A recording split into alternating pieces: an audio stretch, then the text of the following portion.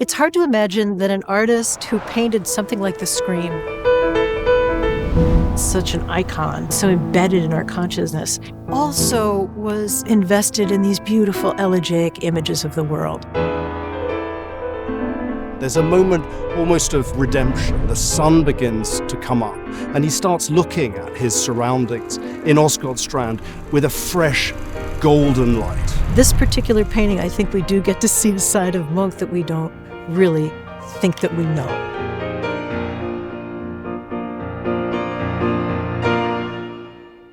I'm Pat Berman. I'm an art historian, and I've been working on Munch, I'm so embarrassed to say.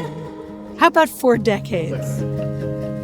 We're standing in the middle of a roadway in a tiny little village of Åsgårdstrand, south of Christiania, which was the name of Oslo in the 19th century.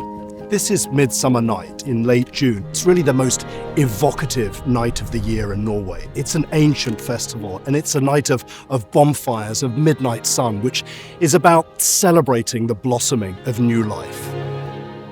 So the frame is this moment of celebration, but what I see here is something a little different. To me, it's almost like a sense of expectation. This little congregation of women and girls in the foreground, and they're all kind of dressed up. And I love the fact that they all wear these kind of signifying hats.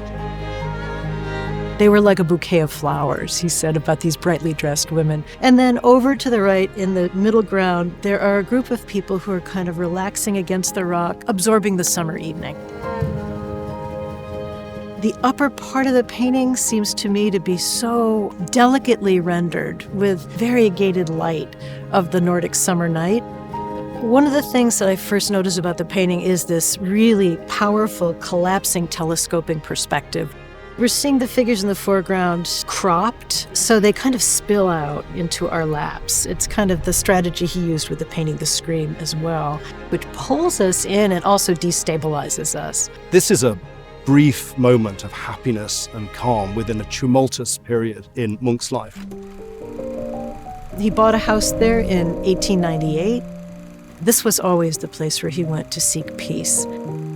He was carrying at that moment the burden of a very complicated relationship that he had with Tulla Larsen, with whom he'd been carrying on a very intense relationship for a couple of years, up to the point where he had talked about marriage. He then started moving away from her. He increasingly said, "No, I can't really be a husband to you. My work is my life."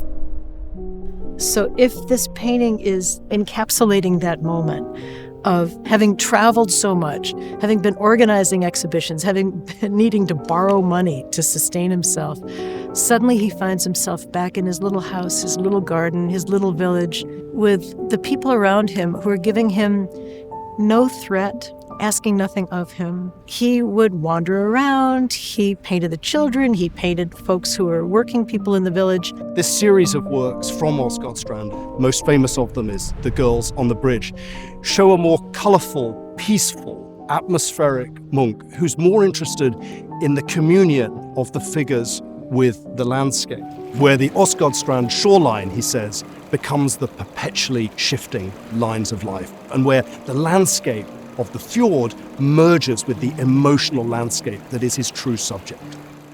The moment is soon past, and by 1902, he's back in Berlin, back on the course of the self-destructive behavior that led to his breakdown in 1908. We know this was a very important painting for Munch personally because he chose to exhibit it 7 times before 1911 in the cities of Berlin, in Oslo, in Prague, and indeed in Vienna, where it was shown at the succession of 1904. Munch was extremely strategic and careful about the works that he chose to exhibit, so we know that this one was particularly close to his heart. When I think about this painting, it is anchoring the world that he lived in at that moment, in that summer, in that place, and feel this kind of radiant strength and beauty from that landscape, those people, and that hand at work.